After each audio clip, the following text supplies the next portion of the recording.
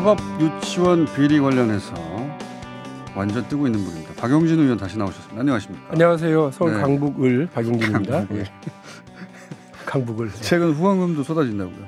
감사하게 생각하고 인생에 이런 적이 있었나 싶죠 요즘. 신나게 지금 의정활동하고 있습니다.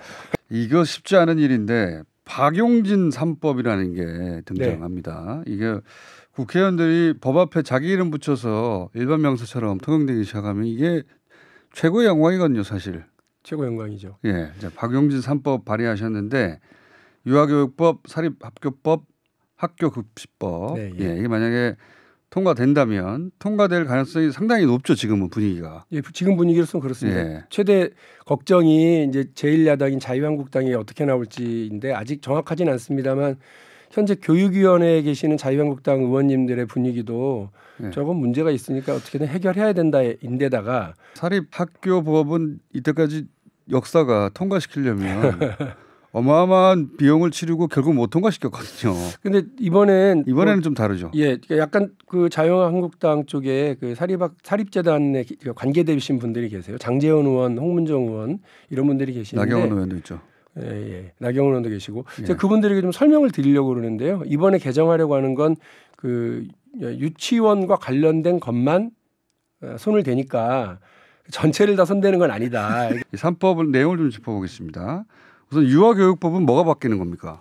일단 그 핵심적으로는 지금 우리가 누리과정이라고 해서 지원을 하잖아요. 예. 여기서 지원한다고 지금 되어 있잖아요. 지원. 예, 근데 그 지원을 보조로 바꾸면 법적 성격이 어떻게 달라집니까? 그러면 사실은 지원금의 경우는 지금 그 판례를 보면 이거는 개인에게 간 거라서 예. 이거를 공적인 금액이다, 자금이다 이렇게 볼 수 없으니 횡령죄가 적용되질 않아요. 대법원에서 그렇게 판결했죠. 예, 그래서 예. 그래서 이 부분에 대해서 보조금으로 성격 전환. 그래서 그냥 이걸 명목을 바꿔서요.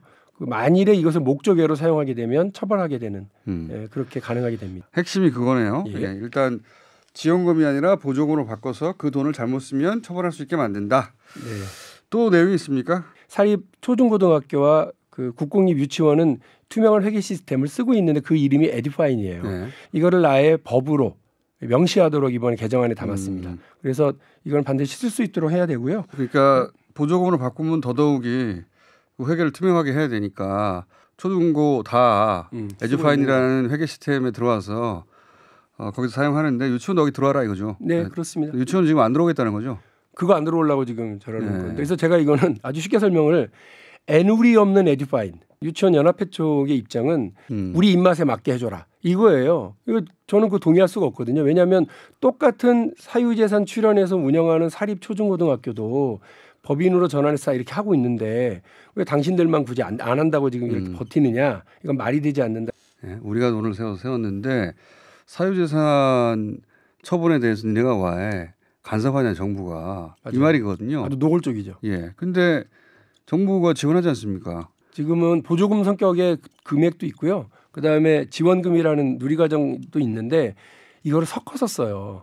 자기 돈하고 엄마들한테 받은 돈하고 국고로부터 받은 돈하고 막 섞어서 써서 이 돈이 무슨 돈인지 이렇게 되니까 처벌하기가 어려운데 이것도 투명하게 지금 갈라서 할 수 있도록 할 거고 시스템도 지금 도입할 겁니다.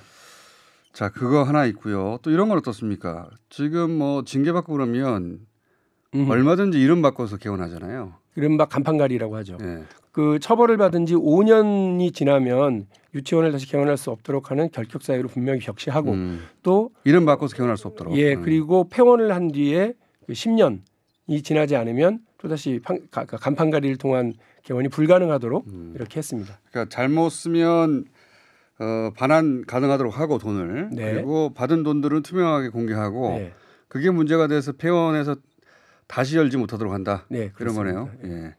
지금까지 이게 다 가능했다는 얘기예요. 그러니까요.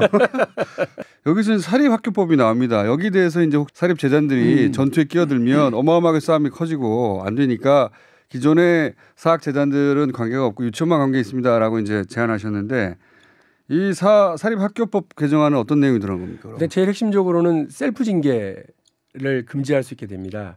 그러니까 지금은 보면 징계에 대한 처분 결정은 누가 하느냐면 그 설립자가 하도록 되어 있습니다. 네. 본인이 본인을 셀프 징계하려니까 안 되죠. 그래서 이 부분에 대해서 바꾸기 위해서 유치원만을 운영하는 설립자의 경우에는 그걸 겸하지 못하도록 하는 겁니다. 이게 사학재단하고 좀 다른 거군요. 보통 이제 교장은 따로 있고 보통 초중고등학교는 네. 교장은 따로 있고 설립자가 따로 있는데 유치원 같은 경우에는 동일인 경우가 많다. 예, 그렇습니다. 예. 이번에 문제가 됐던 동탄의 한의 유치원 같은 경우도 뭐냐면 그 원장님이 1년 전에 그 해임 청구 처분을 받았다는 거 아니에요.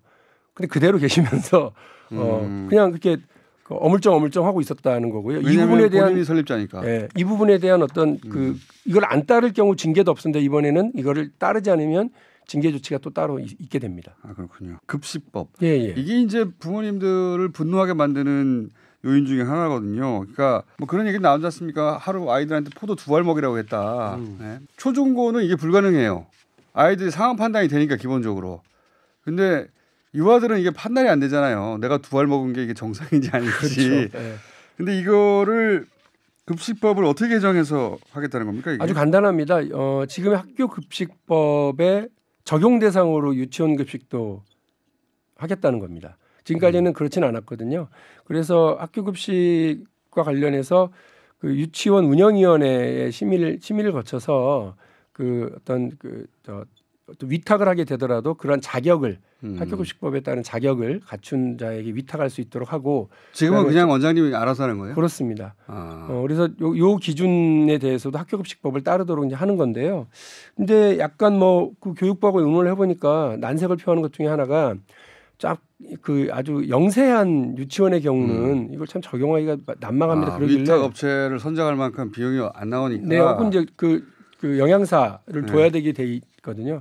그래서 제가 뭐라고 그랬느냐면 법을 세우고 원칙을 세우고 그 다음에 그걸 적용을 하는 데 있어서 그 상황에 따르게 맞게 하라고 교육부 령이 있고 규칙이 있는 거니까 거기에 맞게 적용하시라. 근데 그 이유 때문에 현장에서 어려워서요라는 이유 때문에 법 자체를 안 만들겠다고 하는 건 동의할 수 없다. 입법이 될까요? 어떻게 보십니까? 네, 저는 아주 가능성이 높다고 생각을 하고요.